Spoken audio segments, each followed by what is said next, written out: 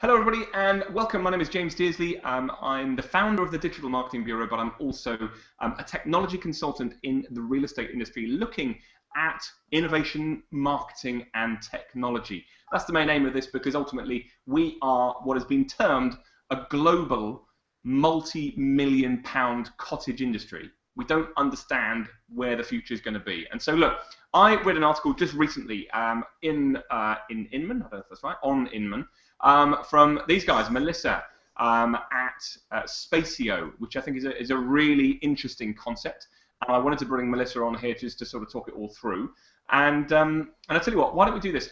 Melissa, can you tell us a little bit more about you and a little bit more about Spacio to give people an idea of exactly what's going on out there? Okay, so maybe I'll tell you a little bit more about how we arrived at Spacio. So after university, I was actually working for a real estate developer, marketing new developments, and also worked for a new development marketing firm. So did that for about 3 years before going into SAP. Started our first company and ended up building mobile apps for real estate development. So we built interactive brochures for new development marketing in the form of iPad and iPhone apps. So we did that for about 3 years before realizing that we turned into more an agency business, and that really wasn't why my co-founder and I quit our jobs. So about 6 months ago, we realized that if we really want to become that $100 million company, we have to stop what we were doing and really understand where the opportunities were in real estate and be able to build a product that can address that. So about 6 months ago, we asked ourselves, where is the opportunity for real estate? And we realized that as everybody else, we were stuck into, creating products for the business, what we call B2B. And, but really the buyers are the ones that drive the economy. And if you look at real estate tech, there's so little technology and platforms that are actually made to enhance the experience of the buyer.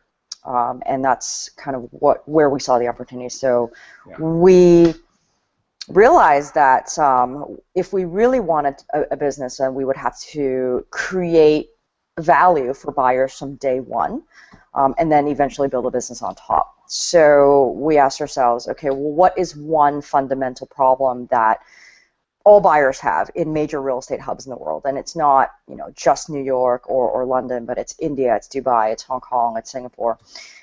It's the fundamental problem of organization. So if you look at all of these cities, there isn't an MLS like we have in Canada, where I'm originally from, where it's one data platform to get all the homes that you like. You cannot list a home without putting it on MLS. But in places like New York, there isn't that organization, so you end up going to Zillow, Trulia, StreetEasy, working with multiple agents because they have different exclusives. You'd go to open houses on the weekend, and that would be your home search experience. And that's the same for most real estate cities. So that's where the idea... I mean, as you say, that's exactly the same worldwide. I mean, the MLS is such a unique database system that no one else has really been able to replicate. And I think the real estate model that is seen globally is so totally different. But there is the principle you've mentioned there, which is this open house concept, which, if I'm correct, Spacio is sort of really marking itself out to target, right?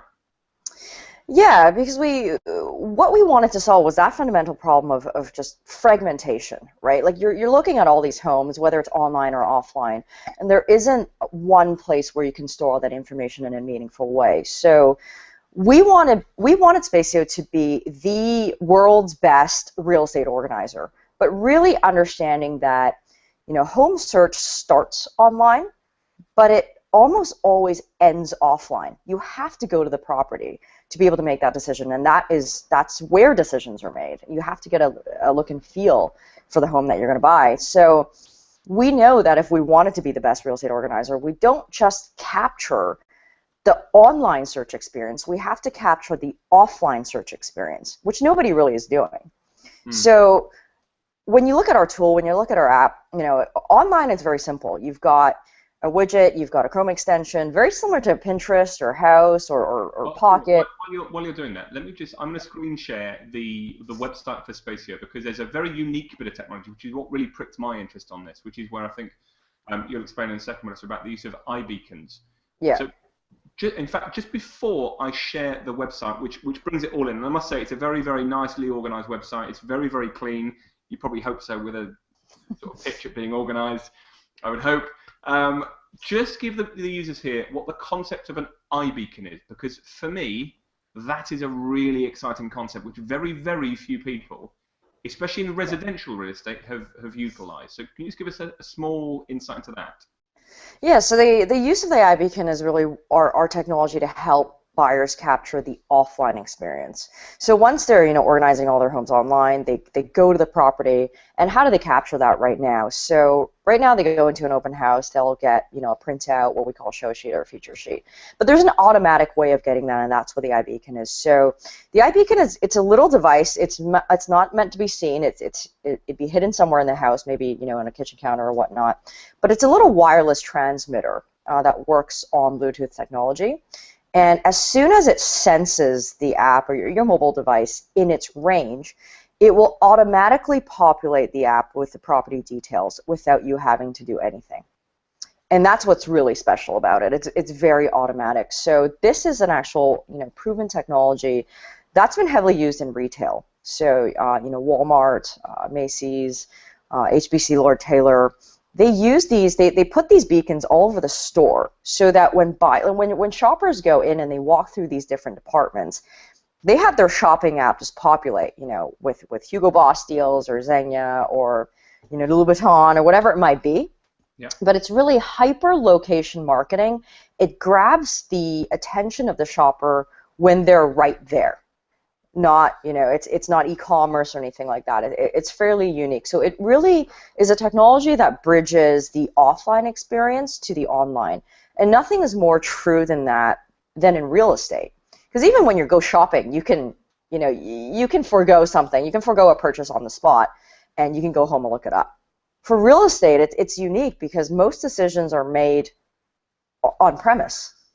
So that's what makes the iBeacon, I think, so much more applicable.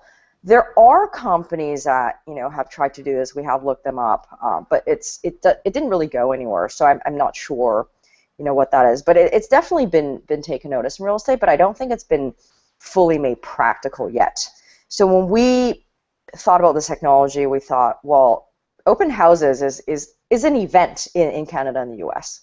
Like it's kind of a given that you have a listing, you hire an agent, and Saturday, Sunday, like there's going to be someone doing an open house. And as a buyer, that's how I would spend my, Saturday, Sunday afternoons 2 to 4. Yeah. So we made this technology for that, and we really envisioned that no agent should be doing an open house without an iBeacon. And it's not about how nifty the technology is. It's really about leveraging a platform, a mobile device that buyers are already using to operate their lives. Like we are in a mobile obsessed world. So any marketing material that you are not delivering directly into the hands of the customer, you're really taking them outside of their realm. So what we really want to do. Melissa, if you don't mind, let me just bring it back one step before we go forward, because I think there's two sides to this, and I just want to make sure that I've got this absolutely correct. So you'll excuse me if I haven't. What I'm just going to do is I'm just going to share my screen for a second, and just make sure that it's. If you'll just bear with me, make sure that I do it right, because it seems to me that there's almost two areas where this really, really helps. So bear with me. I'm just going to click onto your website, which I'm just here. So you should see your website now, I think. Yeah. Are you seeing that? Okay, good stuff. So we've got your website here. So space or spac.io up there in the URL. And you've got a load of information on here which people can see. But what I just wanted to focus on, I want to focus on this for a second. You've got a download browser extension, which I've actually installed up here. So those of you who are interested in using this. For me, you mentioned the MLS earlier on. Certainly in the UK and certainly in the US, you've got your likes of the Zillows. In Holland, you've got your Fundas. In the UK, you've got your Rightmoves, your Zooplas, and so on and so forth. What if I'm correct? This allows you to organize all of these multiple sites that you're visiting. And basically, by clicking on this, you can pull details from everywhere into the Spacio app. Am I right in saying that? Just so I don't get that wrong. Yeah, that's correct. Perfect. So that's your organizational element, which I think personally is so smooth and so quick that I think it's lovely. So for example, I'm just going to go into here. So I'm onto whathouse.com, which is a portal that we use here in the UK. I really like this £2.7 million house. It's right up my street. If I could afford it, I'd love it. And basically, if I want to save that, I could save it in this platform, but then I'm going to save maybe a Rightmove one or a Zoopla one or anyone else one. And I'm going to have to keep remembering which platform it's on. If I'm going up to here and I click on this icon, it'll save it within the app of Spacio. Love that idea. Now, as I go down here, this is where the iBeacon stuff comes in. Could you just go through very, very quickly? The iBeacon is in the open house. And what does that mean to the buyers and the agents as they're walking around? You've got the iBeacon here on this wall. Yeah, so basically before an open house, like what you see on the screen there is actually set by the agent. Mm-hmm. So the agent will set, the photo, the address, bedroom, bathroom size, and the link that they want the buyer to go back to, because it's how the message comes in. Let's call it a beacon message. How the beacon message comes in, it's like a clipping, which is the name that we call a bookmark. It's really a quick view of the property. So we allow the agent to set a URL for which that beacon message goes back to. So they set it through our dashboard. It's fairly easy. And then they'll link that property to the beacon that they have. And that's our solution. So they'll put it, in a kitchen counter, because that's usually where people spend the most time. And it takes about 5 to 8 seconds before a beacon will detect a new device coming into range. So a buyer will come in, say they already have the app installed. They'll walk into the house. As soon as they go into the kitchen, the Spacio app will say, even if it's in their pocket, it could be closed. The app could be closed, and it'll say beacon property detected.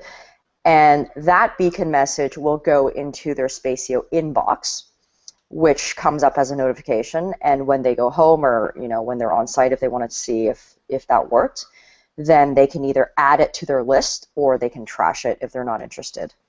But the whole idea is that they'll be able to go home and re-engage with that information. So if we take the real estate or the retail kind of out of it, what the beacon does is it sends information to a customer's device in the form that they like and allow them to re-engage with that information at a later time when they're convenient. So in the most basic form, that's what it does. And that's why it's been such a successful technology. And presumably, the agent at the same time will know that that person has been there without necessarily having to fill out massive forms and so on and so forth. The details are given with the agent. Is that right? Yeah, so every beacon message is attached to the agent details. So when the agent sets up an account, there's their name, email, their company, web address, everything. So, and that web link, don't forget, that web link could be anything. So that web link could be a link back to their own homepage or their company homepage, whatever it might be. But it's really allowing the buyer, the potential buyer, to remember you, to make sure you're top of mind, and to be able to contact you at a later date when they're ready, as opposed to getting a piece of paper which will end up in the recycling bin anyway. And on the back end, as as the open house finishes, the agent can then go back into our dashboard and be able to see how many messages were sent at what time, how many people added it, and how many people trashed it. Right. So, and that's, I guess, to the extent of where it would go, in an open house. But if you're thinking about, a new development scenario, so there's two applications really to the iBeacon. The one, the every weekend use is the open house. But I mean, don't forget, I come from new development. So this technology in a new development showroom becomes a little bit more interesting because it allows us to, I guess, apply. So right now, a lot of decisions, as you know, in real estate are very qualitative. So it allows us to add kind of a quantifiable element, a scientific element to it. So in a showroom environment, before a building's built, usually I'll have, suite 1 and suite 2, usually a dark color and a light color.